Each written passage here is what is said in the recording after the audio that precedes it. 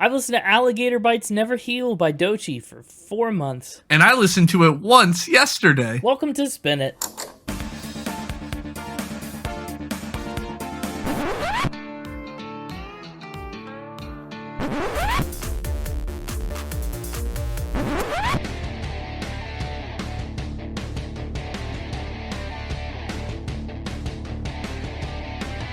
Hello, everybody, and welcome back to Spin It, the record ranking podcast for people who would rather be listening to music. I'm James, and with me, the Conodile. I don't know, I tried to make a crocodile joke. It didn't work. The Croc-a-Connor. Yeah, it's Connor. Connor Gator. Honestly works better. Connor Gator. But I tried to go crocodile because your name starts with the C. It's so weird because you started that intro and then I opened a browser and you know how there's like the little articles or whatever that are like on the homepage a lot of times of browsers? Sure. The first one was woman attacked by alligator while swimming with dog. Whoa. Comma, boyfriend, colon, sheriff. Not quite sure what that means. The dog is the sheriff. And her boyfriend? Very confusing. The important part is the alligator. Alligator bites never heal. Yeah. That's what they say. It's what they claim. This is a fun one. I'm so excited for this episode. Are you not excited about every episode? Yeah, I am. What about it? So it kind of feels a little meaningless to say you're excited about this one. Yeah, I mean, I guess. But this is an album that I found when we were watching the Grammys last year. Ah. Like last year, like 2 Grammys ago, or last year, like the most recent one? No, like the most recent Grammys, like 2025, because Doechii performed, and Alligator Bites Never Heal won the Best Rap Album Grammy, and I was like, man, I gotta see what that's all about. And that's what led me to putting this album on the Albums of the Month playlist, and that's what led me to putting it on the episode. And that's what led me to listening to it in the first place. That's right, you listened to it once yesterday. Yeah, as I always do. Did you know anything about Doechii? You did more research for the Grammys this year than in years past, and you smoked me for it. So long ago, don't even remember. Okay. I do remember smoking you. Yeah, I know, I figured. What about, like, in your social media usage, do you ever run across Denial is a River or anything? Like, I've seen that one come up a lot in TikTok sounds and stuff lately. No, I don't think so. Oh, wow. Okay. I'm not really on TikTok, so... No, but all the videos from TikTok also go on Instagram and Facebook and YouTube. Yeah, but they get filtered. Only the good ones make it there. I don't know. It's like they got breached the containment of TikTok. I feel like everyone just posts them everywhere. I don't see a lot of TikTok content on my social media apps, so... Huh. Well, it's there. But yeah, and then Doechii was suddenly everywhere. Like, I listened to, after we did our Tyler, the Creator episode, I went and listened to his album Chromacopia, his new one. Doechii's featured on that. And I was like, oh, shoot. Like, she wasn't anywhere, and then she was everywhere. That's like its own new effect, right? Like the Lil Wayne effect is where we didn't realize he was everywhere. Doechii, truly, I don't think I had ever heard of until the Grammys, and then she was everywhere. But that's cool. So this is something that's totally new to you. Absolutely. I'm excited to see where it falls. Your highest scoring rapper so far has been Wiz Khalifa, right? I have it 9. Yeah, you gave him a 9. And I'm curious to see if Doechii kind of holds up. I mean, his was very pop rap. This one incorporates a lot of different influences, but I also think Alligator Bites Never Heal is pretty decently poppy in a lot of spots. It's not as poppy as your 9s, your Rolling Papers, or your Montero. Listen, if there's one thing I'm a fan of, it's the swamp. That's true, and this is a swamp-heavy album. Very swamp-coated hip-hop record here. Shoot, Doechii even calls her fans like the swamp, right? I think so. She's the swamp princess. That's what she calls herself. So, definitely very swampy, yeah. Well, let's learn about her. Doechii was born Jayla Jemiah Hickman on August 14th, 1998. That is younger than I am. That's wild. Where's my Grammy? Mine's dead. Dang. Okay. Well, she was born and raised in Tampa, Florida, and loves it, really champions the music scene in Tampa. And that's where she gets the nickname Swamp Princess, right? Like the Everglades and, I don't know, that Florida vibe. Alligators, obviously a very prominent reptile in Florida. It all makes sense. Doechii's dad and her uncle are both rappers, which had a huge influence on her growing up. And she was also, when she was a kid, she was into dancing. She did ballet and cheerleading and tap dancing and gymnastics, a lot of like movement-focused sports with a lot of rhythm and body control, spatial awareness stuff. But mostly, rhythm is a huge part of that. And she also loved singing. She actually had ambitions to be a professional choral singer up until her rap music took off online. She was gonna like sing choir music, which is super cool. I love it when, especially in rap, when an artist has that kind of range or like brings a little singing, not even if they don't do it, like just to know that they have the capability. I think that brings a lot to the table with their music. That's some of the stuff you liked more on like the Wiz Khalifas and the Lil Nas X's, was how much they sang. But anyway, Doechii's rap music, it took off online. She had been writing rap and poetry since she was in high school, and by 2016 her first singles were on SoundCloud under the name Doechii. She said that that's a name that just came to her. The stage name just kind of popped out. She said in middle school she was bullied so bad that I was becoming somebody else for someone's comfort. I had gotten down to a point where I was thinking about taking my own life because of what other people thought about me. But then I realized, okay, what do I really think is important? What do I want here? I had that realization pretty young, and that birthed Doechii. She said, Jayla might have been getting bullied, but I decided Doechii wouldn't stand for that. My whole attitude was different. It stuck. So Doechii's kind of like a resilient, bully-proof alter ego that she created. That's kind of cool. That is pretty cool. Yeah, it's a unique stage name origin story, and I like it. Her first projects, including her 2020 EP, Oh the Places You'll Go, and her 2021 EP, Brawless, they were independent and they were self-funded. But thanks to the viral world of TikTok, a viral world of which Connor is not a part, her song Yucky Blucky Fruitcake caught the ear of a lot of new listeners. I did see that was a viral TikTok thing, and the title intrigued me. Yucky Blucky Fruitcake? Yeah. Yeah. Mainly just the use of yucky blucky. Fruitcakes, whatever. Fruitcake is fruitcake, but blucky is a word I've maybe never heard before. Is it a word? No, probably not. Okay, well, there you go. Blucky to me, it sounds like when you're a kid and you're trying to find words that rhyme with yucky. It sounds, Blucky's one of the words that's like 3 seconds before your child swears. That's funny. Yucky, ducky, trucky, blucky. You know what's coming next. What about plucky? Plucky's good. Well, yeah, next you know your kid's saying flucky. Yeah, thank goodness. Ooh, emphasis on the L.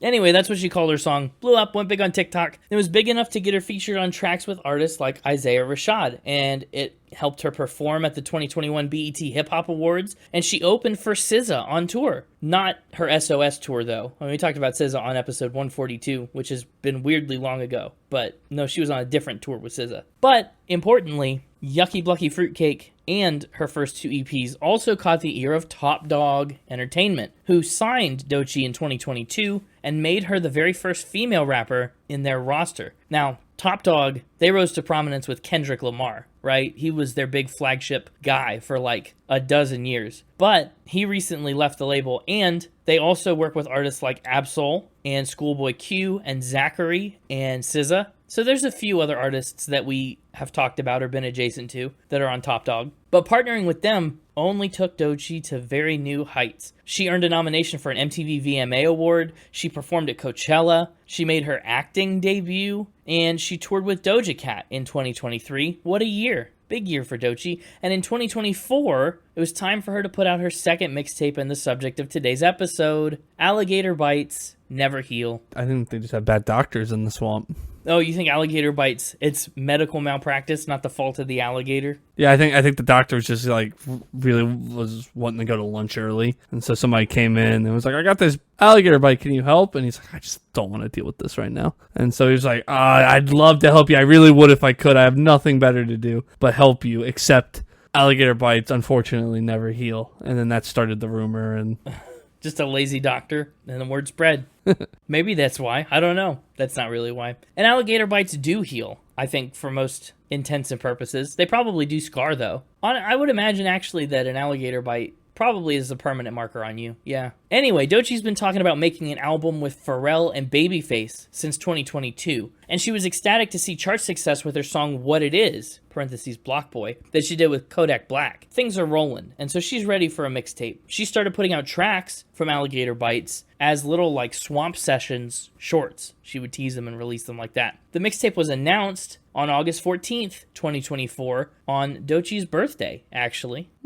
August 14th, 2024, you'll remember as the week that, Super Bloom, our episode on Mr. Wives had just come out, and our episode on Deep Purple and Machine Head was coming up. That's where we were when Alligator Bites Never Heal was announced. That's crazy. It's crazy to think about doing albums. It's not the first time we've done this, but it's just weird to think about doing albums that came out after we started the podcast. We've done many, yeah, and more are coming. Well, she called the mixtape Alligator Bites Never Heal. She said it wasn't about doctors. She didn't say specifically that it wasn't about doctors, but she explained why she called it that. And she said, the alligator performs a spinning maneuver known as the death roll to submerge and dismember its prey underwater. She said, this past year, I've grappled with what felt like a relentless death roll in my life, a dance of drowning in my own vices, battling differences with my label, and creative numbness that broke me. In my research about alligator attacks, I found that a common thread in each survivor was the main reason they survived is because they fought back. This mixtape is my fight back. I'm nobody's prey. I was born to be the predator. So that's where the name really comes from. Wow. Yeah, I know, right? Well, I mean, that's where it came from after she signed the NDA, banning her from talking about the lazy doctor. Yeah, I don't know about that. But I love how much that's like in line with her Doechii persona, like fighting back and not being prey, not letting yourself get picked on and alligator bit.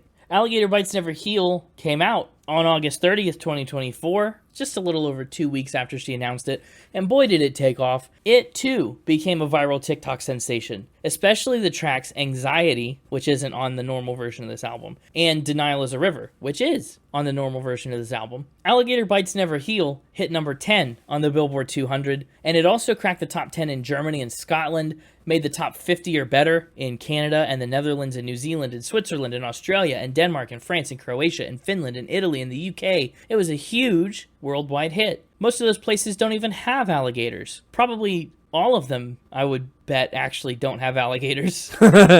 Maybe Australia probably has crocodiles. Well, you never know. Maybe one, retired and relocated. Maybe Canada has alligators. Canada does not have native populations of alligators. No, Australia does not have alligators. They have 2 species of crocodiles, though. Alligators are native to the Americas and China. So yeah, all these places don't even understand the dangers of alligator bites. But this album still resonated. Maybe that was why it was so popular. All these people were like, I gotta find out. What is an alligator? About these alligator bites that don't heal. Yeah, of course. It's a novelty. Well, in addition to being a chart hit, critics generally liked it. Its Metacritic score is a 79 out of 100, and it's got 4 stars from AllMusic, NME, and Rolling Stone. Pitchfork, notoriously tough on people, they gave it a 7 out of 10. And of course, like I said, I found this album because of Doechii's Grammy performance. I was intrigued. I had to know more. And Alligator Bites Never Heal won the Best Rap Album Grammy. Doechii became the 3rd woman ever to win Best Rap Album. That's wild. She was also nominated for Best Rap Performance and Best New Artist, which is a wild run for your first ever Grammys. And like a Grammys that came 5 years after putting out your first music in the form of an EP. That's so cool. Since Alligator Bites Never Heal, Doechii's put out a couple of her own singles, and she's featured on tracks with artists like Banks, Katy Perry, who's having just the most unbelievable year, and Tyler, the Creator, right? We just talked about him in the 190s. She was also on the Timeless remix with The Weeknd and Playboi Carti. She was a guest judge on RuPaul's Drag Race. She's just doing a ton of stuff between her major projects lately, so that's exciting. Can't wait to see what she does next out of her own catalog. But yeah, as for her awards and accolades, right, for someone who only started making music in 2014, a little over a decade ago, Doechii's rise to the top has been pretty unbelievable. She's earned a significant number of awards and nominations already,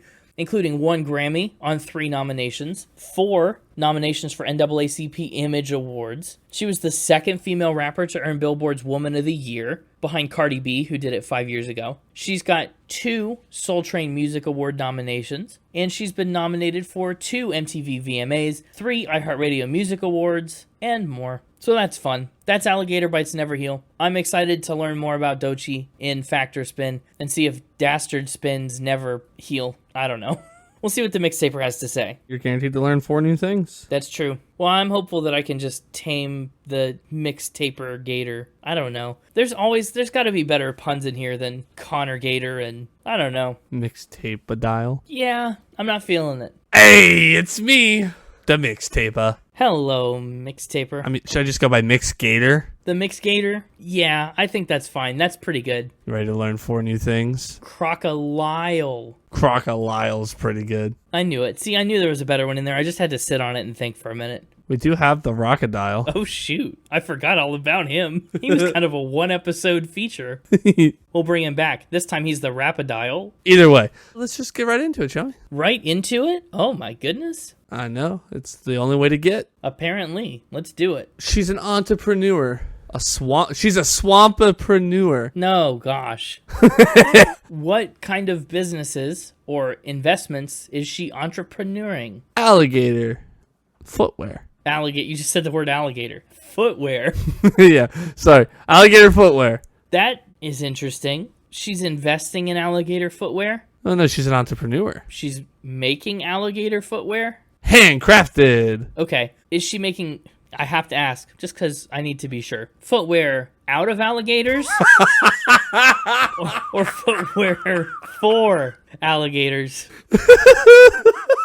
It's so great you have to ask. But out of alligator. Okay. What's the status of alligators? I mean, I know alligators like a popular material to make like purses and shoes and things out of. Mm-hmm. Are they like, I don't know, in danger of poaching or overhunt? Like, what's their status on the endangered level? Are they all green, all in the clear? Are they all green? Yeah, they're not considered endangered. Okay. I didn't think so, but you never know. In some places, they're even invasive. Or is that crocodiles? I don't remember. Dude, an alligator invasion would be the stuff of nightmares. I think it's in Florida that they're, like, considered invasive because people, like, get them when they're young as pets and or, like animal black market traders will, like, have them. And then they'll get like let loose in Florida and then they've like overtaken certain areas. Man, like Sharknado, but it's like Gator Quake. Yeah.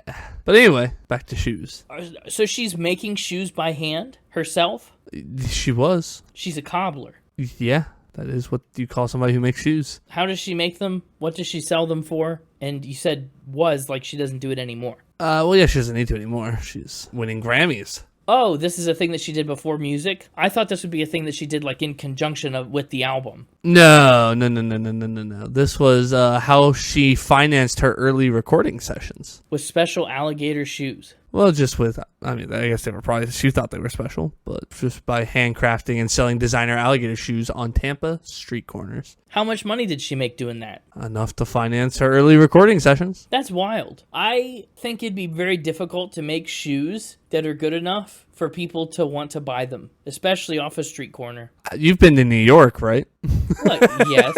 People will buy all sorts of stupid stuff off of street corners. Yeah, but shoes are hard to make. Are they? I mean, anything's hard to make if you don't know how. But I feel like shoes are relatively simple on the grand scheme of things you can make. I don't think so. Not if you want them to look good and be designer and you're making them out of alligator skin, which strikes me as inherently like very difficult to work with. Listen, I'm not a cobbler, but I would imagine leather's a very workable substance, right? So yeah, that's true, but leather is not alligator skin.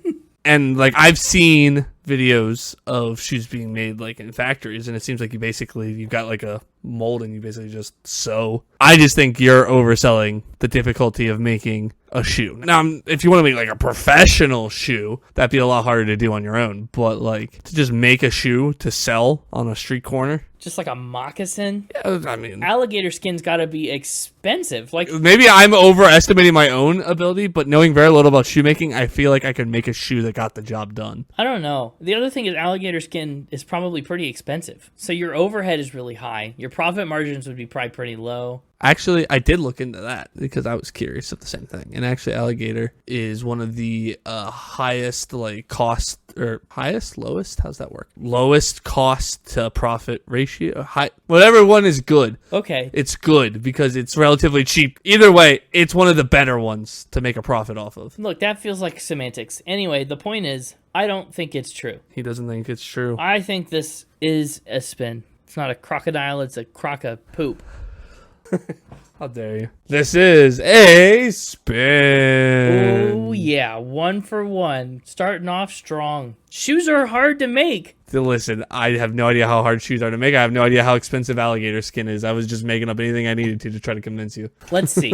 I know shoes are hard to make because I tried to make shoes for my little actual record spinny, and it's impossible to make shoes that look like shoes, even out of felt. Well, if you're trying to make tiny model shoes out of felt, I feel like you're not actually trying to make real shoes. I feel like almost real shoes are easier than that. Oh, actually, alligator leather does not look the most expensive. See? Should we get some alligator leather and try to make some shoes? We can pretty much get all of it, like a whole alligator's worth, on eBay for $130. I don't know if I trust eBay alligator. Yeah, I mean, that's fair. But a lot of it I'm seeing is a lot more expensive. Yeah.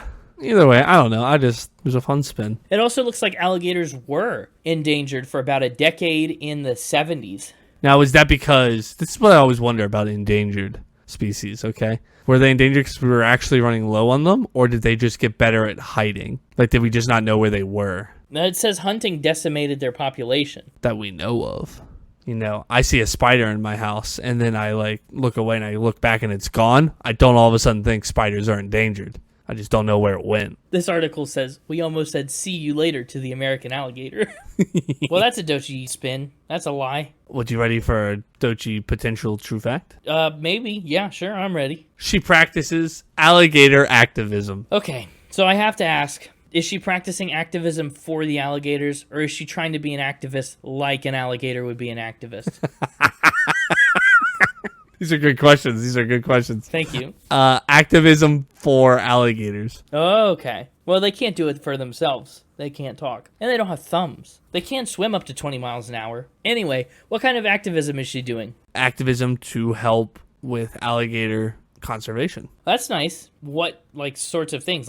All the proceeds from a fundraiser she did went to a Tampa alligator, sanctuary. Wow. This is the complete opposite of, I'm going to cut them up and make shoes out of them. This is a real 180. Yeah, this is why I moved it here. I wasn't going to use this as my second one, but I was like, well, this will be fun juxtaposition. Yeah, of course. So she did a fundraiser for alligators and donated it all to a sanctuary. Why? Well, it was part of her Stay Woke campaign. Okay, I'm unfamiliar with it. Say more. Supposedly, she sold hoodies emblazoned with Stay Woke, Stay Black in protest of police brutality. And then decided, hey, I'm going to make an expanded line that simply says Stay Woke, but was swamp themed, and the proceeds went to the alligator sanctuary. She is the swamp princess. Look, I know the Stay Woke, Stay Black campaign was real. I thought for a minute you were going to say she just decided to donate all that money to the alligators, and I went, there's no way.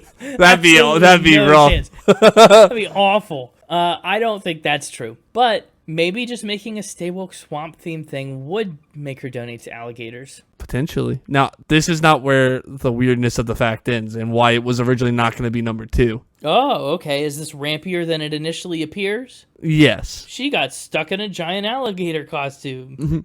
As kind of a launch event for the expanded line, she held an alligator fitting at the launch event where she personally put a Stay Woke shirt on an alligator. Oh. And then video of that is in one of her music videos. That's unbelievable. Now, when an alligator wears a shirt, like a graphic tee. Go ahead. Do you suppose the graphic faces its belly like it would if it stood up on its hind legs? Uh-huh. Or do you think the graphic's on its back where you could see it when it was down? In this particular scenario, as seen in the music video, it's on its back. Okay. Now, that may just be for publicity purposes and not how an alligator would choose to wear it if it was given the choice. But that is how it was worn in that video. Well, again, they can't advocate for themselves. And no thumbs. Yeah. So they must be dressed. Yeah, they must be dressed. They can't do it themselves. How big was the alligator? What size shirt did it need? And was it a special shirt or just a normal t-shirt that she put on it? Yeah, that alligator was a little on the chubbier side. It needed a 2XL. Wow. I don't know. It's alligator sized. Alligator sized Shirt? You couldn't put a shirt on an alligator. You'd have to get its arms through the thing. This doesn't work. I don't see this working at all. I mean, go ahead. Would you like to know the alligator's name? Yeah, sure. What's the alligator's name? Wokezilla. What? Wokezilla. Again, I don't know if that is what like the alligator's mother named it or if that was a given name, but that is apparently the name of the alligator, Wokezilla. Yeah, I don't think that's its name at birth. I mean, if it was its born name, that's pretty good. Fitting. They probably had to look all through the Everglades to find that one. What's your name? Todd? No. Yeah, no, that we can do better. Margaret? No. Wokezilla? You're coming with us. So you're on the short list. Yeah, so that's my fact about alligator activism. Wow, that's a lot to take in. I don't think this is true. Footage of an alligator wearing a shirt in a music video is so funny to me because the alligator's probably got its jaw like secured shut because alligator bites never heal, so you got to be careful. and so it's probably just maybe walking around a little bit in this shirt. Like that doesn't seem like good music video content. That seems so silly. Stay Woke doesn't seem to have any relevance to the swamp. I don't know if she would have made a swamp version. I don't know. No, it really doesn't. It was really just an expansion of the line. But anyway, so going with spin, locking that in? Yeah, I think this one's a spin, and I'm sorry, Wokezilla, if you're listening, that I don't believe in you. But I don't think this is the kind of alligator activism that she's been up to. And also, that just doesn't seem like the alligator would like it. You ever tried to put like a shirt on a cat or something, and that doesn't like it? Why would an alligator? I mean, it's cold-blooded, so maybe that would help warm it up. I don't know. I don't know if they asked the alligator if he liked the shirt. See? She practices alligator activism. Nobody thought about the crocodile consent. This is a true spin. Okay. It scared me a little bit for a minute. But no way. Look, come on. The idea of an alligator wearing a shirt that says "Stay Woke," phenomenal. That's pretty funny. That is very funny. I want that to be real. I mean, we can make it happen. We just need an alligator and a shirt. Now, would it have helped if I told you they put a crop top on it and that's how they got past not having to put arms and legs through it? It was shorter, and so it didn't get to the legs. Well, I didn't imagine it was to the legs. I still think putting its arms through armholes would be bad. Like a tank top? Listen, they have 4 legs. They don't have arms. Well, okay. Right. That's true. I also thought about saying sleeveless. They cut it so that it was more like a sock. Like a tube. They just put this alligator in Yeah. a tube. That'd be very funny. But I decided to just go with t-shirt and hope you didn't think too hard about it.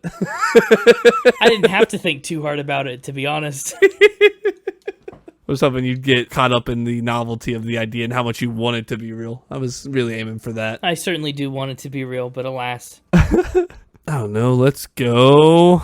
This one's simply called Swamp Princess the Musical. Swamp Princess the Musical. Was she in a musical? She wrote, composed, and starred in a one-woman musical. Oh my goodness. Was it called Swamp Princess or? Swamp Princess the Musical. Wow. What was it about? I don't know. Oh, when did she do this? This would have been... What grade are you in when you are 12? You in 6th grade? 7th grade? 12 is about 3 years before you can drive. You can drive when you're in sophomore. So 7th grade? Probably, yes, firmly in middle school territory. Yeah, 7th grade-ish. 12. And she performed this for her classmates? No. Well, no, not classmates. Oh, who'd she perform it for? Her friends. Was she in a class with them? No. Oh, well, I thought I was going to get you in a little gotcha moment there. When you just undermined that. She was kind of unpopular in middle school, didn't have a lot of friends. Oh, who were her friends? Just feel like I need to ask. It's one of those questions you need to ask. Yeah. Well, listen, I have no confirmation that anybody actually showed up, but apparently the tickets were limited to a reptilian audience. Wait, amphibious? Not reptilian, amphibious audience. That's my bad. Okay. Are her friends amphibians? Yeah. They write with both hands? No, I'm just kidding. Yeah. What are they, like frogs? Frogs, toads, and turtles? She performed this for a bunch of frogs. Yeah. Frogs? Supposedly. How many?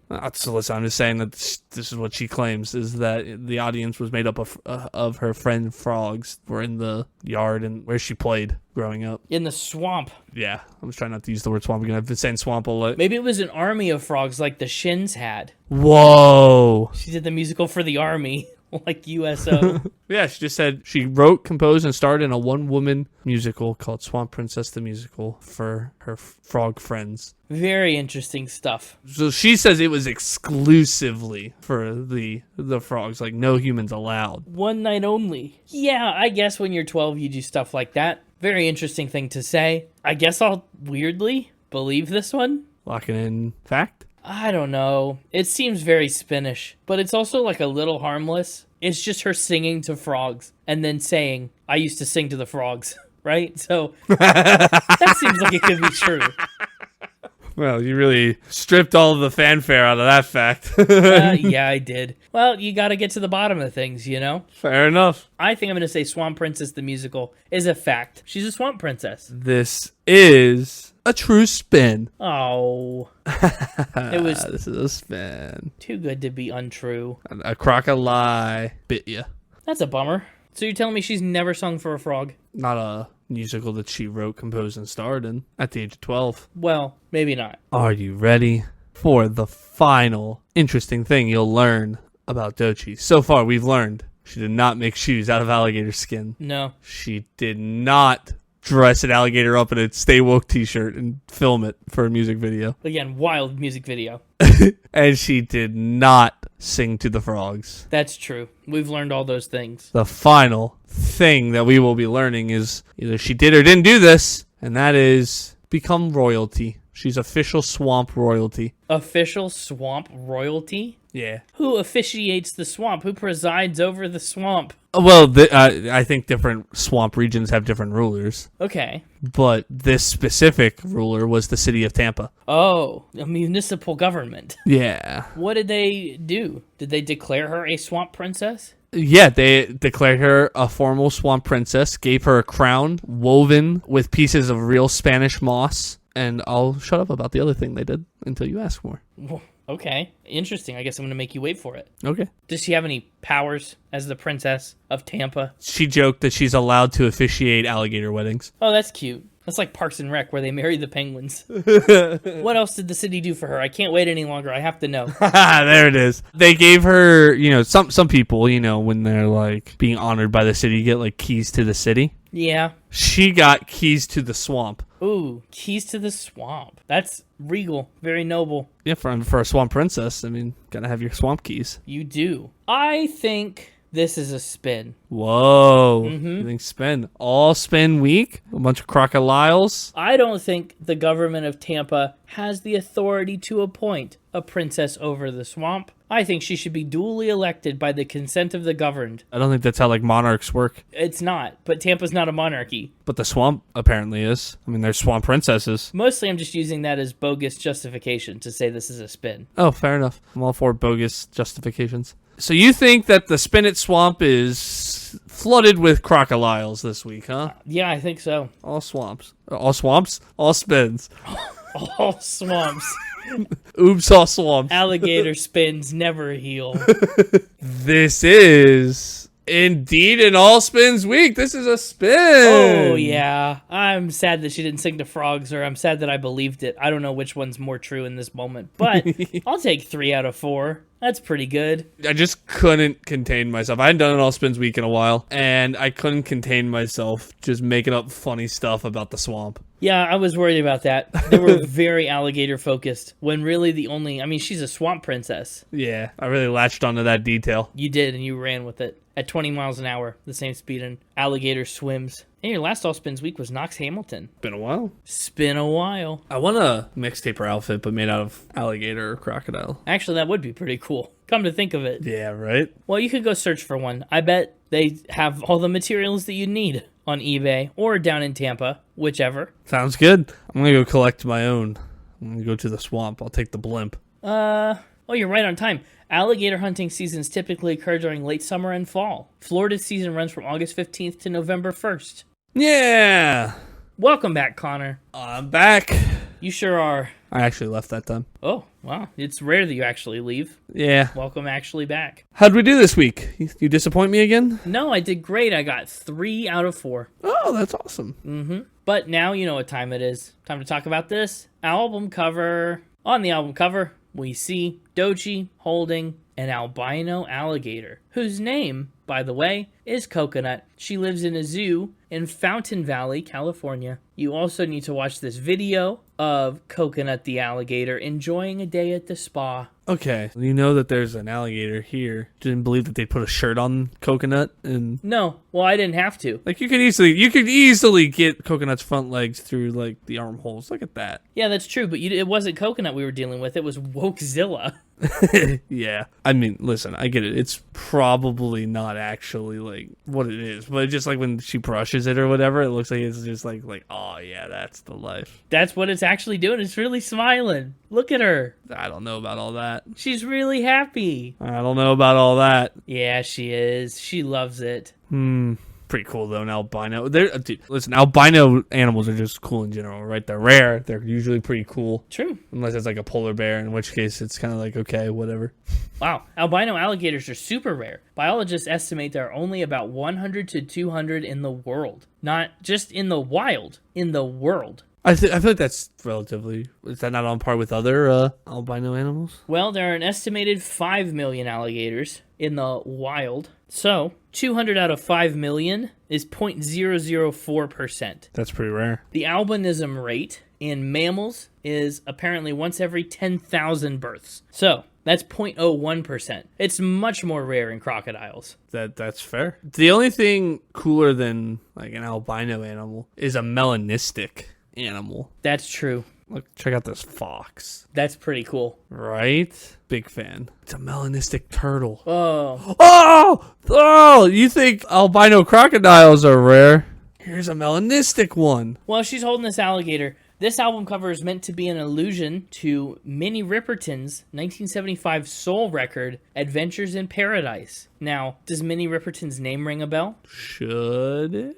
Maybe not, but you've definitely heard her voice. She was a background singer on Stevie Wonder's Ordinary Pain from Songs in the Key of Life. Oh. But this is a reference to her own album cover. It's very cool. Well, this is a quick album. It goes by pretty fast, but there are 19 tracks on it, at least on the version that we're talking about. 19 tracks. Yeah. So much to talk about. Yeah, we got to jump right into it. And jumping right into it up first, the opening track, Stankah Pooh. It's like Winnie the Pooh's cousin. Gross cousin. Yeah. Who's only around for that one episode, and then they wrote him out forever. Stankah Pooh. Ugh. All his honey is rotten. Oh no. Stankah the Pooh. Stankah the Pooh. Woo. Yeah, what a song. If I died today, I would not die a TikTok rapper. And I think we need to fix that. You want to become a TikTok rapper? Yeah, for Connor's Hippin' and Hoppin' album. Okay, we can do that. Become a TikTok Hippin' and Hopper. Do you want to be a good one, or do you just want to be one? Because we could just put any of your raps on TikTok, I bet. Good is arbitrary.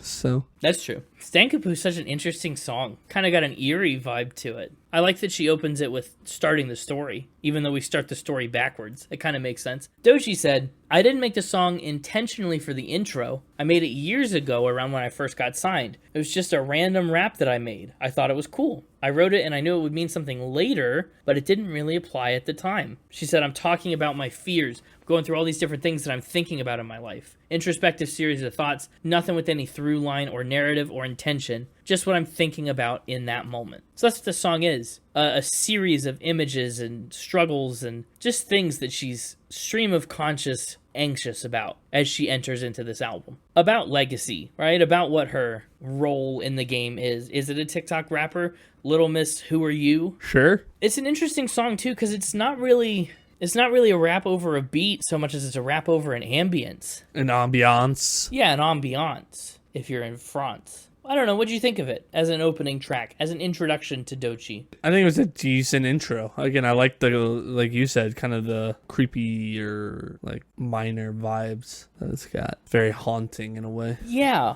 haunting is very true. Very accurate. I think one thing that I really like about Doechii is her clarity as she raps and sings. Like, not a syllable is lost, no matter how fast she goes. And we get pretty fast once we get down to, like, the Nissan Altimas of the world. She gets going. And you could just understand every lyric really well. What's wrong with a Nissan Altima? Nothing's wrong with it. But if there is something wrong with it, we could talk about it later when we get to that track. Just saying, careful what you say about Nissan. Sounds like you took that personally. We move from the eerie part of Stankah Pooh into the kind of dark groove, low down, kind of rhythm. Like the swamp vibes kick in even stronger on Bullfrog. Track 2, Bullfrog. Not least of all because it's called Bullfrog, but that bass part is really good. The snare's got a nice pop to it. It's got a real vibe to it, Bullfrog. I like the line, if I'm feeling froggy. That was a good use of frog. Yeah. In a song called Bullfrog. If I'm feeling froggy, tell her hop out. Pretty good. It's pretty good. She's really good with her wordplay, too. Not only with the syllables, but just like, this is a no-nonsense kind of album. She has her fun, right? She gets to tell jokes and be coy with her wordplay, but she's not afraid to, like, tell it like it is. Bullfrog's always felt like a very distinct and memorable track to me, even though it's so short. I mean, it's done in a minute and a half. It is. It goes by fast. Yeah, it's just kind of a cool vibe to it. Then we move into boiled peanuts, and I like boiled peanuts a lot. Yeah? You a big fan of boiled peanuts? Well, the food, I don't know. I honestly don't know if I've even had proper boiled peanuts. Like, I'm not that far south, you know? Wah, wah. I know, right? Oh, man. Some good brass in there. Did you ever watch the show The Bear? The Bear. Yeah, that's the one about the Chicago chef with the eyes and he yells at people. Oh, no, but I've been meaning to. I'm a fan of Jeremy Allen White. That's the guy. That's the eye guy. So I've been meaning to watch that. He's in Shameless, right? He sure is. That's why I know him. From the one episode of Shameless that you made me watch. I made you watch an episode of Shameless? Yeah, you did it shamelessly. Mhm. But that opening dialogue here about wanting some boiled peanuts, that is taken from the show. That's audio from The Bear. Oh. Yeah, sorry to spoil 2 seconds of it for you. But if you're watching it, you might recognize that part. I'll be on the lookout. Yeah. But then, man, we get into this part where the brass does its little trill thing and the woodwinds do their little thing. Wah,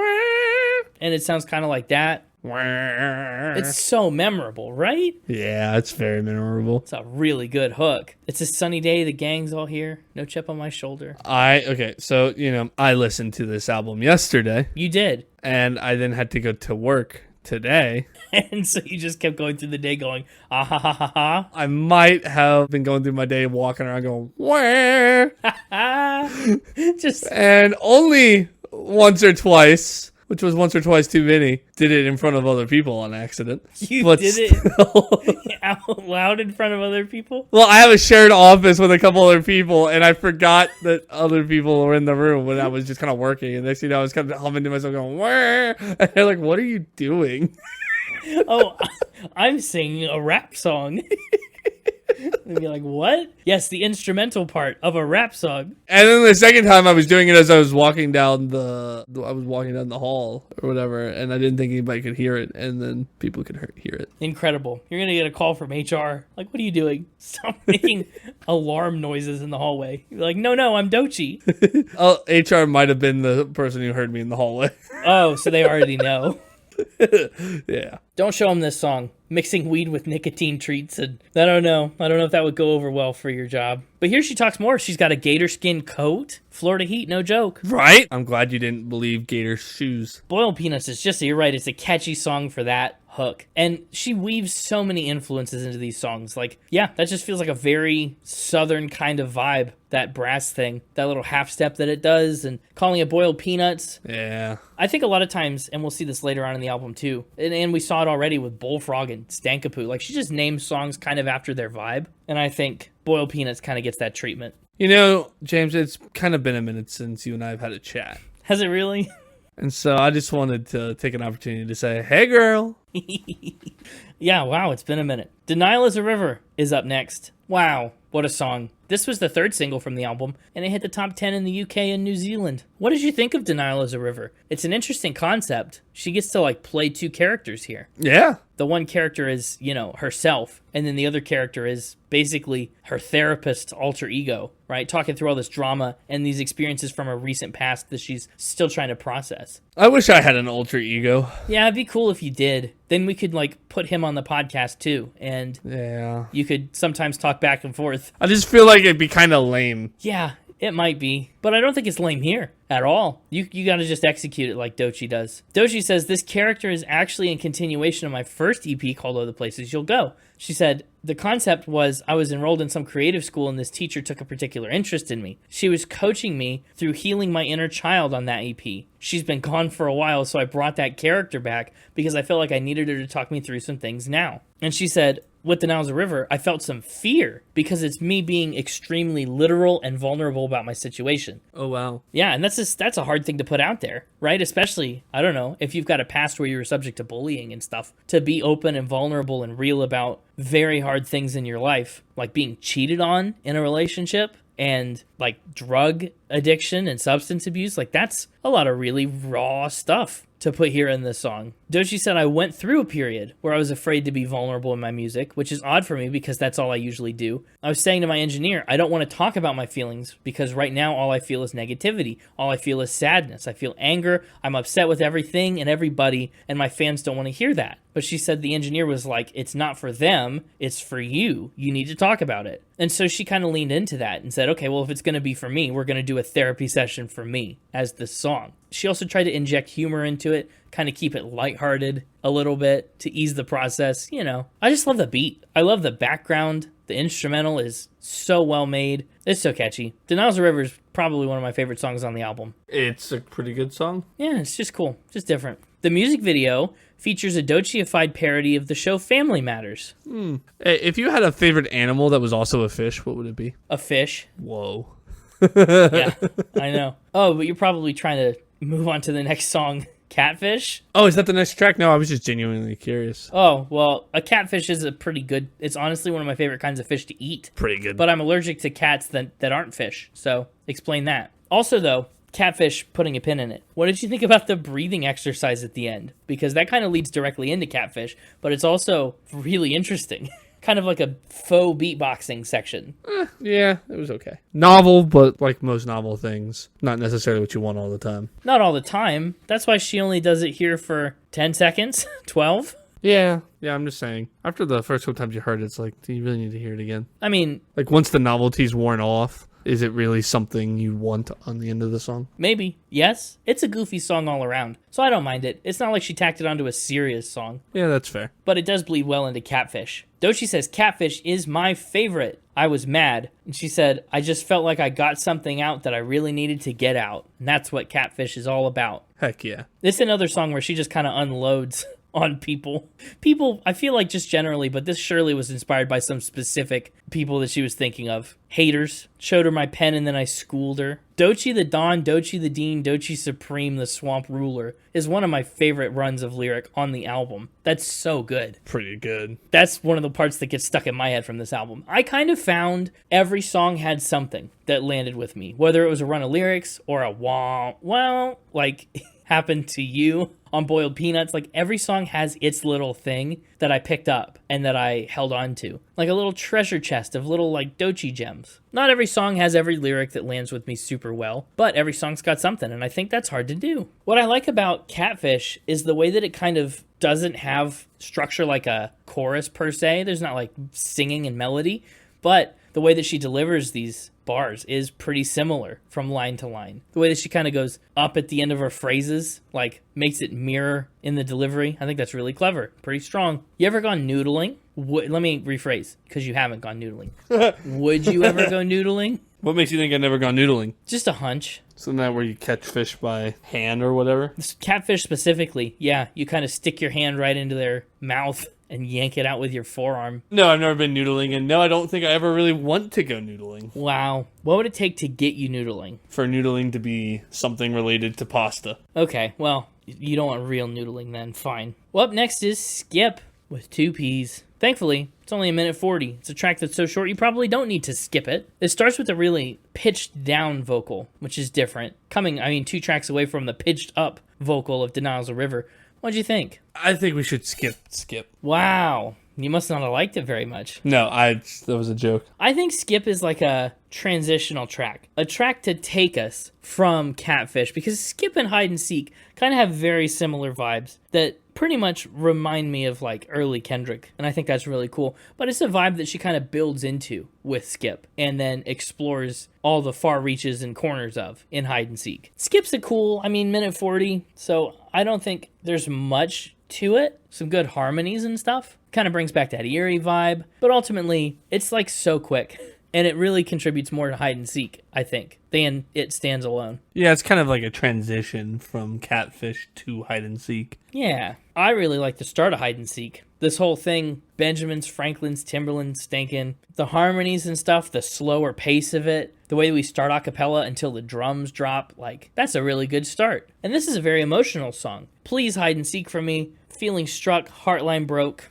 Hide and Seek, for some reason, just stood out to me. Yeah. It's not got a lot of plays, which is honestly a little surprising to me. But I quite liked Hide and Seek. Yeah. Okay, interesting. Gathering another data point on my figuring out how you like rap. It is really cool. It's unique. I don't think there's a lot on this album like Hide and Seek, with the exception of its lead-up Skipp. But I think that's one thing the album does really well is kind of progress through styles. I feel like no two songs are exactly the same style, but these songs kind of are one style, and then half of one and half of another, and then another, and then half of another and half of a third. Like, Doechii does a really good job at organizing this album to kind of gradually move you through all these influences and vibes and feelings. And I think that's really great for the construction of the record. I agree. Yeah, I think we move into a different section of the album with Bloom. I think we move out of the Skipp, Hide and Seek. Maybe even Catfish is included in that, but we move into a whole new thing with Bloom. Bloom starts with this little voice memo audio. Yeah, the static at the beginning. Yes. And then, you know how I feel about these kind of little things in songs. I know talking in songs is usually a no-go. Usually. But not always. I'm just saying, if you're gonna do something like this, do it Machine Gun Kelly style and just make them weird interludes in between songs. So that then, you know, when you're listening to the album and you're trying to like create a theme or a mood on an album, like you want to have that connective tissue, you can still have that. But then when I just want to go listen to a song that I really like, I don't have to go through 30 seconds of nonsense. It's not nonsense, it's sensical. But I get what you're saying, and it probably could be an interlude, but the song's already so short. Bloom is only 2 minutes and 13 seconds. Yeah. She said, the female voice on Bloom is a friend. I was at a game night at a friend's house, and it's that friend's aunt, and we were all really drunk. We were just having a conversation, and she said I was going to just keep these voice memos of different conversations that I have with all the women in my life, because I feel like it'll be important someday. They always have some cool stuff to say. And so that's what this is from. She was hanging outside with her friends, just deciding to record random conversations and interactions she was having, so she could save the advice and all the good things for later. And in this case, the advice is you got to chase your goals and check with your mom. You have to manage your time, because you don't have time for everything. You just have to do the best that you can. And that's kind of what Bloom is all about. I do like the vibe of Bloom. I like this kind of slower, groovy, piano-heavy song. Just don't care for the nonsense at the beginning. Well, it's the whole thing is kind of its own little voice memo bit. I don't know. Kind of stands alone. There's piano in it, but it's essentially voice memo. I'm here for music, not voice memos. Yeah, I mean, that's fair. It does kind of feel like an interlude in its own right, but I get technically what you're saying. We could talk about the next song right away. Nah, I'd rather wait. Nice. Well, too bad. We're talking about it right away. But the song is Wait, so it's kind of the best of both worlds. I love Wait. Wait has a really good chorus. Wait is really fun. Yeah. I love her flow on this one. There's just a really good beat to the verses. It's so good. Doechii said, Wait is ultimately about me making peace with stillness, even in moments of uncomfortability. She said, when I'm in an uncomfortable position, I usually try and rush out of it. Let me just figure out the answer. Let me grab a self-help book. Let me just hurry up, figure this out so I can move out of this. But then I realize that especially in this season of my life that I just came out of, that uncomfortable space, I needed to sit in that sometimes. You can't rush out of it. You can't rush through those things, and that's what Wait is all about. Making peace with being still. I think that's a great motto. Honestly, that's a really good lesson for a song to impart. Oh, but she just raps so fast. I love it. I'll be honest, Wait is just about everything I'd want in a rap song. Everything. It's got fast but understandable lyrics. Yes. Good rhymes, funny lyrics, which I always appreciate. Uh-huh. But yet also a groovy, like, hooky chorus. Yes. That can get stuck in my head. Oh, I'm so glad to hear you say that, because I've always felt the same thing about Wait. And a couple other songs on Alligator Bites I think she just really nails. And Wait is one of them. There are some silly lyrics in here. You wait on it like a laxative. That's go, you know? But you just got to sit with it. You just got to get through the period. Yeah, I'll just say now, Wait's got a good chance of being my playlist pick. Wow. Well, we can't figure it out yet. We have to wait and find out. Yeah. One of the most shocking lines on the album comes in Wait to me. Yeah, which one? I'm here to stay, just like the poop in your panties. That's what I'm talking about. There's some hilarious lyrics. Yeah, that one always catches me off guard, no matter how ready I am for it. I'm like, whoa, what? What do you think? Is she coming off chill? Is she keeping it real? Do you think that people feel safe when they enter her crib? I'm safe in her crib. I would too, except for the alligator. I hope it's not there. Otherwise, feeling good. Because alligator bites, you know how they say those heal. Yeah, never. That's right. An apple a day keeps the doctor away. An alligator a day, that keeps me away.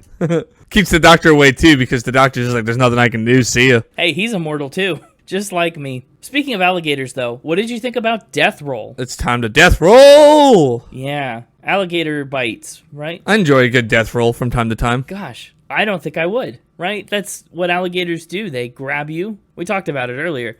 The alligators grab their prey and they roll them around in the water until they drown and, like, shred.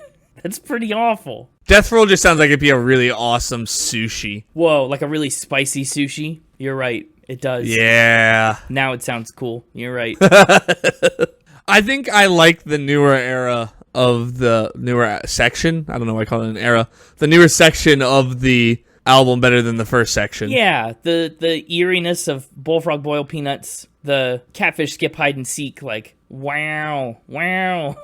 That. Don't get me wrong, I enjoyed the wows, but I'm just really vibing with, Bloom Wait Death Roll. That's what I thought too. This section kind of takes on more of like a classic hip hop R&B style. Yeah, it's a little less novel. It's a little more typical with what you'd expect, but I also kind of vibe with it more. Yes, definitely. As for Death Roll, Doechii says, I'm still in the uncomfortable place, right? We're waiting. The waiting is continuing. But she said, I've just made peace with it, and now at least in that uncomfortable place with Death Roll, I can confront those problems and actually verbally say, I contemplate, how did it ever get like this? This is her in that waiting moment, taking stock of everything and starting to fight back. Like she said, the only way to survive the death roll, the only people that survive alligator attacks, people or animals, are the ones that fight back, are the ones that don't panic and actually resist. That's Death Roll. I like the guitar in Death Roll. Yeah. It feels like an eerie, like almost kind of like a Western-inspired guitar. I don't know. Maybe I just don't listen to enough rap. But guitar and piano in general are not typical instruments I think of when I think of rap. And so the use of them throughout this album has been interesting.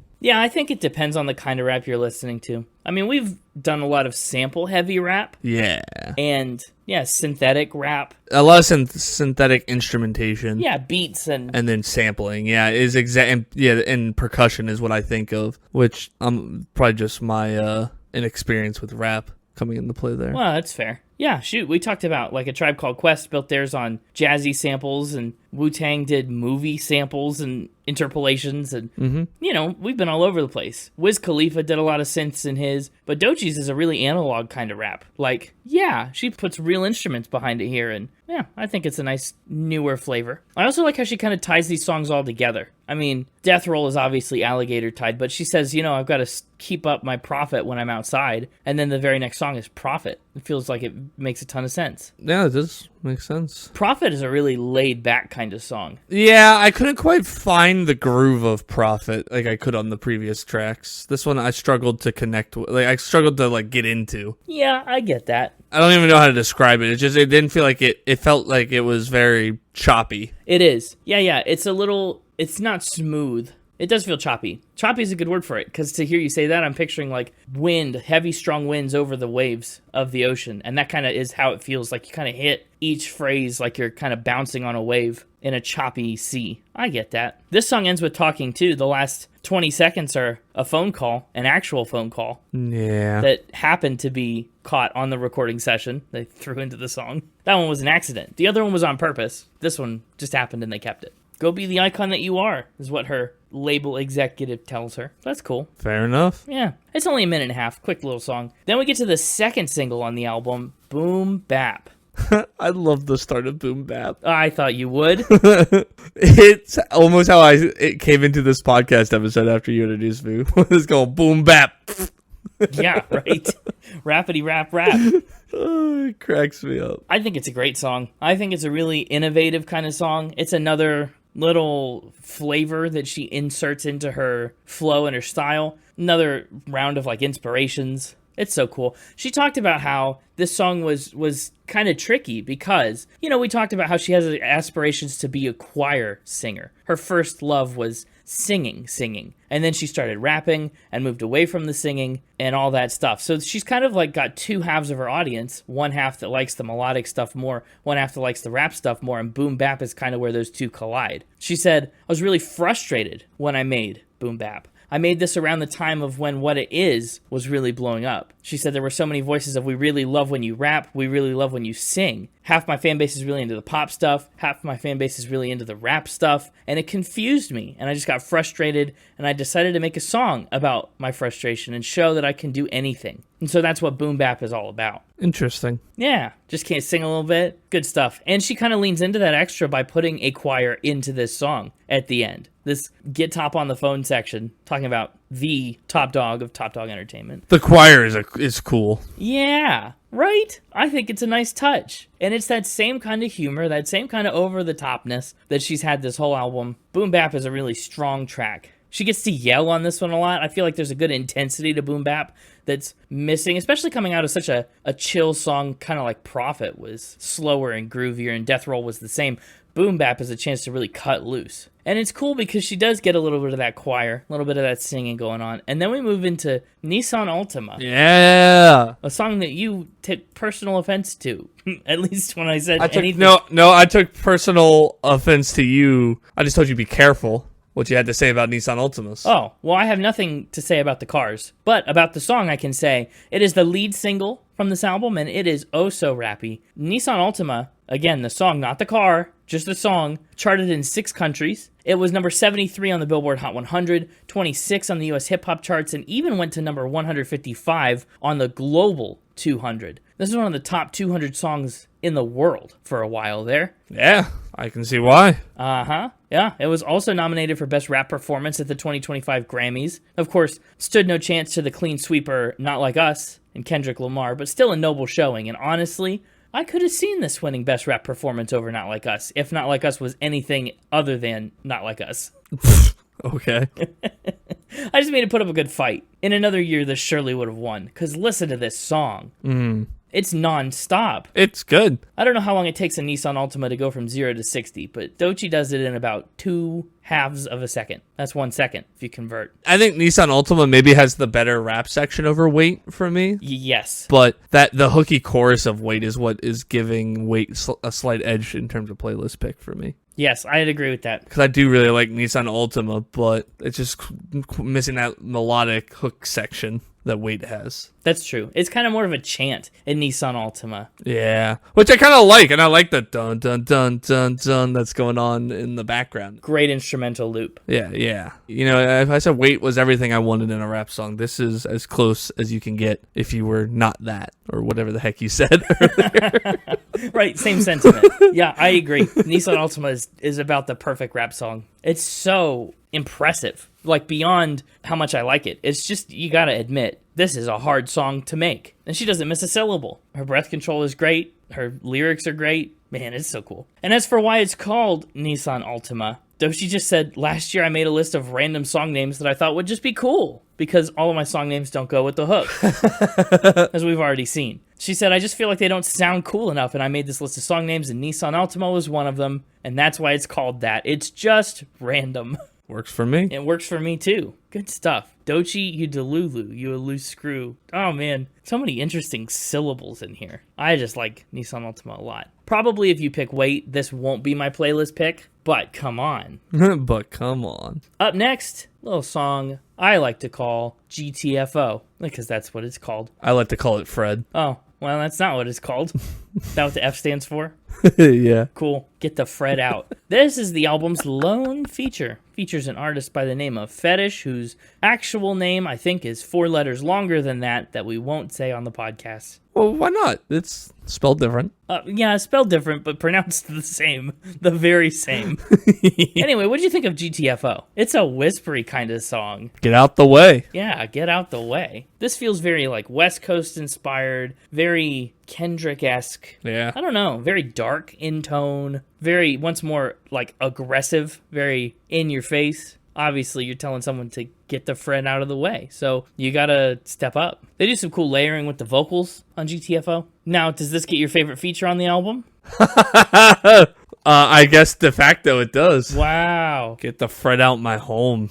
It feels like it's trying to be like that one song. The song Move by Ludacris, I believe is the song I'm thinking of. Oh, I actually know what you're thinking. Yes.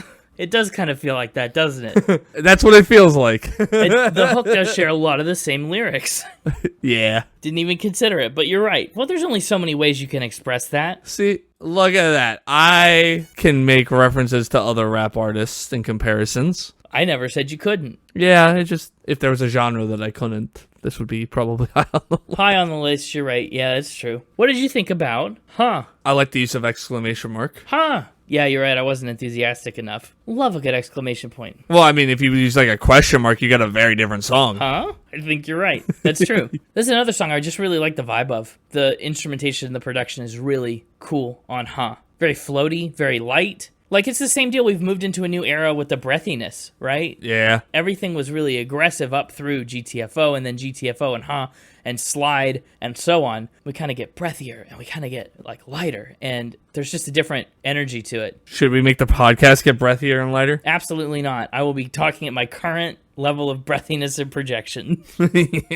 There's a lot of breathing in this one, though. A lot of Huh. No wonder she called it that. She says it a lot. If you can count that as saying it, just kind of sighing. Yeah, I don't know if I have too much to say about Huh, but I like it. I also really like Slide. Slide has made several of my personal playlists. Oh, really? Oh, yeah. What a groove. This one's got a good melody to it. Slide is probably the best track of the back half of the album. Really? I think I could get behind that. It's just one of the best produced at all. Like, if we're breaking the album up into the three kind of sections that you've defined, I would probably go with Slide as my favorite for this section. Yeah, I'd agree with that. So we probably, take Denial as a River from the first bunch, then Wait from the middle bunch, Slide from the back bunch. Denial's a River is pretty good. I'd entertain arguments for Boiled Peanuts. Yeah, I think Boiled Peanuts is my personal favorite, but I could understand the argument for Denial as a River. You're just in denial. Yeah, I'm in the river. Slide is probably the singiest song we've had to this point. Maybe that's why I like it. It might be. I don't know. I can't think of too many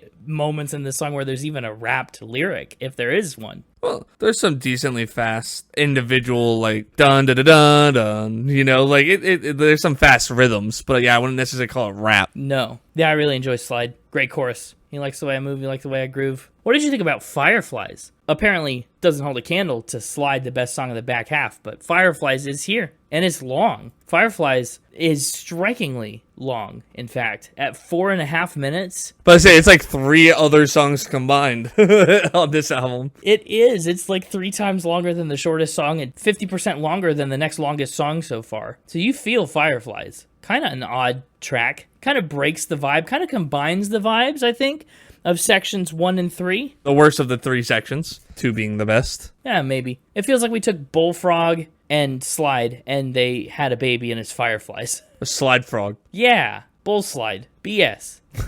But apparently Fireflies was not Doechii's favorite. She said, Fireflies was a bit of a compromise. That's Moose's favorite, her producer. She said he loves Fireflies. He was like, you gotta put Fireflies on the album. It's gonna be amazing. And I was like, I don't want to put this on there. And I literally didn't take anybody's opinion for this project. She said everyone gets one pick. Fireflies was his pick. And she said, here's the thing. I think it's my vocals. I recorded it a really long time ago when I was smoking heavily and I was drinking heavily. Oh. And my vocal production of it I don't like so much. Interesting. Yeah. She does lyrically love it, though. She says it started off as a prayer in her diary in a bad season. And so she, wrote this down. Don't let me down, Fireflies. Keep the light till it's over. She said, I think about my life and my journey of faith where it's like I'm walking, but I can only see the next step once I take it. She said, I follow this quote called leap and the net will appear. And I live by that because it's like you have to take the jump first. And I imagine all these fireflies lighting my path, but it only lights up when my foot hits the ground. And I think that's another really excellent sentiment. I think it is very in line with kind of moving out of the wait, death roll, like limbo period, the denial's a river, we're going to combat our problems and work through things. Fireflies, as we're getting towards the end of the album, is starting to take those next steps blindly into the future and like just trusting that everything's going to work out and be okay and reveal itself to you. Really powerful thematic moment on the album, even if it's a bit long and not the most engaging from a sonic standpoint. Then we move into Beverly Hills. Beverly Hills, I also like a lot. I would say, is this the one that made you go really when I said slide? No. Oh, really? Okay. I don't think so. I don't think I meant really in like a I was surprised way because I'd agree with you. Oh, okay. But Beverly Hills, definitely probably should be in the conversation. I don't think it's as good as Slide, but it is another similarly like melodic song, similarly singy. It ends up being the second longest song on the album, so we've kind of got the two juggernauts in time back to back. Beverly Hills is another relationship song, kind of what she dives into on Denial is a River and a few other places, but just dissecting this relationship that didn't work. And she said, I don't think this whole thing about me unpacking my relationships and failed relationships has ever been about the other person necessarily, but more so about the lessons that I learned. It's about how these breakups have affected me. I can identify a red flag really quickly now. She said, I also know what I will not tolerate. She says, I won't keep making the same mistakes, and I'm really releasing all my exes at once in that song. That's cool. Very empowering. Beverly Hills is great. I like the sentiment, you know? Yeah, we can fight, but I'd rather fight in Beverly Hills. You know what I mean? I'd rather be living the good life and fight. Yeah. Beverly Hills... It's a weird song, as you just kind of boiled it down. It's like, yeah, I'm all about fighting you. Like, let's go. But also, I want to be rich.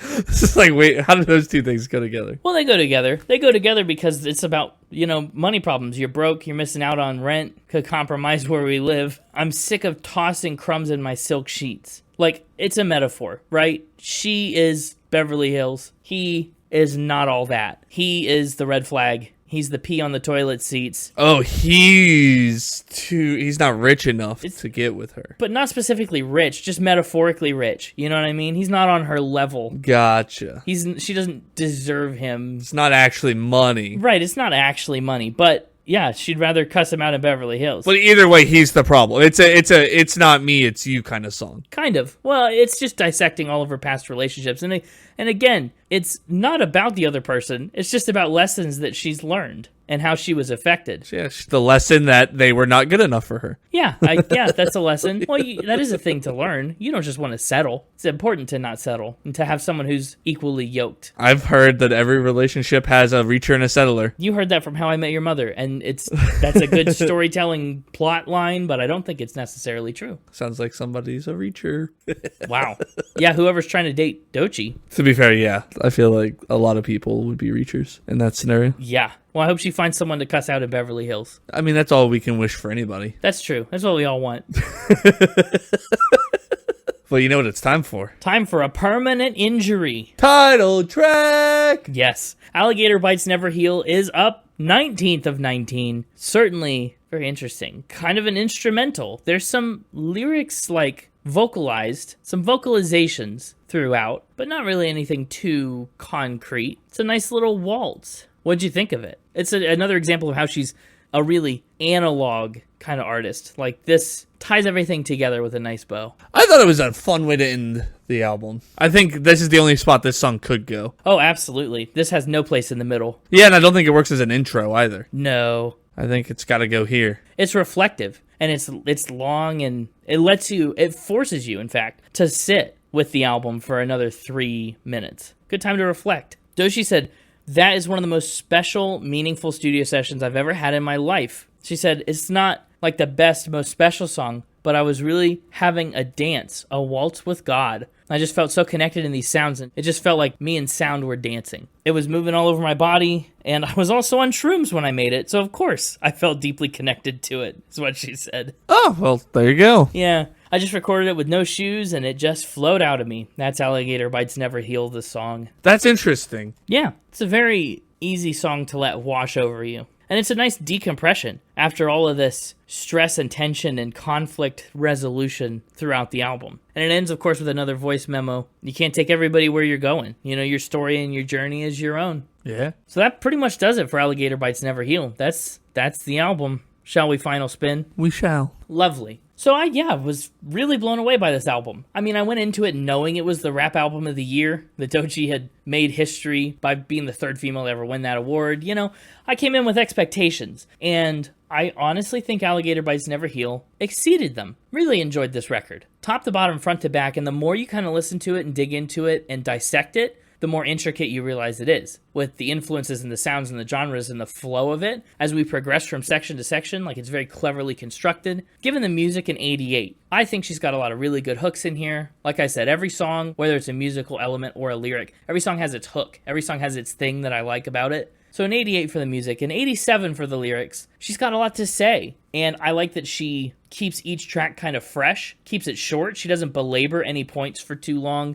but she makes sure she hits them all and hits them strong. And she has a sense of humor about things. She tries to tackle a lot of big stuff, and she does it with humor that makes the processing and progress feel possible. Look at Denial is a River. It's the perfect example of that. 87 there. 96 on instruments and production. I really like the more analog style with actual guitars and pianos, right? Stuff that you can hear and stuff you could sit down with a band and play. Like, that's super cool. And if you've listened to her live, like, you know she does just rap over actual instruments in real time. It's not very digital, and that's refreshing. This album is so cool. So many of the songs just have a great vibe, and the production is what contributes so heavily to that. 96. 95 for the overall vibe. A lot of tracks, but a shorter album in the grand scheme of things. I mean, to get 19 songs down to 45 or 46 minutes like she does, that's no small feat. I just like it a lot. The overall score for Alligator Bites Never Heal is a 90.9, which puts it at number 78. Wow, that's high. That's high, I know, I liked it a lot. It goes below, as far as episodes we've done, below Fall Out Boy and From Under the Cork Tree, and it goes above Phil Collins and No Jacket Required. Goes above Phil Collins? I don't know if I agree with that. I know, well, they're very different records from very different time periods by very different people. I'm aware. Phil Collins, he's a Texas guy, not a swamp princess. So, Doechii says Alligator Bites Never Heal. Phil Collins says Alamo Fights Never Heal. Oh, man. Dang. Yeah, I was pretty happy with it. Very satisfied by discovering this album, and really, I mean, just stoked to see what Doechii does next. Keeping an ear to the ground. What about you? I heard a lot of good things from you about this album so far. Yeah. Encouraging things. I'm nothing if not encouraging. I think this is a good album. I think it's got its pitfalls, but overall, in the grand scheme of rap albums that I've heard, this one's up there. I thought it might be. I like the vibe of the Swamp Princess. I like the vibe of this album. And so, I think it'll get 8 alligators wearing t-shirts out of 10. 8? That's pretty good. 8 Wokezillas. I thought about Wokezillas, but there's only one Wokezilla, and he's in my brain. Yeah, I guess so. So there's none, is what you're saying. Fair enough. Alligators wearing t-shirts. It's just such a ridiculous image. Yeah, I know. I think it's going to go specifically right... It's going right above Mariah Carey's Merry Christmas. Oh, okay. Which means it's sandwiched between that and Pentatonix, That's Christmas to Me, which is a really weird spot for it to be sandwiched. It is. Driving a wedge between our Christmas records. That's a lower 8, but I respect it. Well, you're nothing if not respectful. That's right. That's what I've always said. I'm encouraging, you're respectful. Together, we're respectfully encouraging. Naturally. Okay, what are your top 3s here? You got 19 songs on this album. Surely 4 of them rose above the rest. Yeah. Listen, I really struggled with what to give honorable mention this week. Mm-hmm. So much to mention, so little time. So I'll kind of just give you my top 3 in album order, and then I'll circle back for my honorable mention because I'm still debating. Whoa. In album order, we're going Boiled Peanuts. Okay. Wow. We're going Wait. Still in denial about Denial is a River, but that's okay. And we're going Nissan Altima. A worthy top 3. And now, my honorable mention, I'm in a debate between giving it to my favorite title and my favorite, thing that happens in the song. Favorite title and your favorite thing? Yeah. I just really love the concept of boom bap. So we're giving boom bap honorable mention. Boom bap. Okay. Of course. What's your favorite thing that happens in the song? Just the the what's it called, just like the fart noise, the tongue raspberry thing. The tongue raspberry fart noise thing in Boom Bap. Okay, so that's not because it's your favorite title. What's your favorite title? My favorite title is obviously Stankah Pooh. Oh, well, of course. Sorry, I forgot how many pictures of Pooh Bear smelling bad you sent me earlier in the episode. But that'll do it from me. Playlist pick, definitely gonna be Wait. You're standing by it? Standing by it. Wow. Well, that makes it tougher for me. I like Denial's a River. I don't think it's the playlist pick. Wow. I like Boom Bap. I like Nissan Altima. I don't think those are good playlist picks in conjunction with Wait. Should I take Slide? Slide'd be a good decent one. Sure, I think we'll take Wait and Slide. Why not, right? It's what lifeguard does at the top of a water slide. Wait. Slide. Wait. Slide. You're right. Taking the lifeguard special from Alligator Bites Never Heal.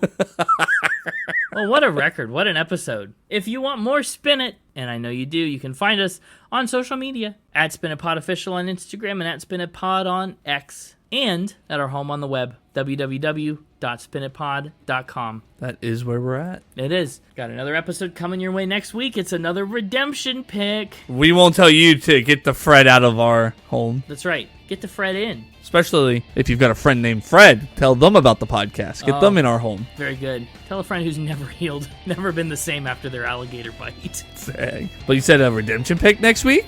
That's correct. Curious to see how it goes. Ooh. But we'll see you then. And until next week, you know what to do. Get in a death roll and just keep spinning.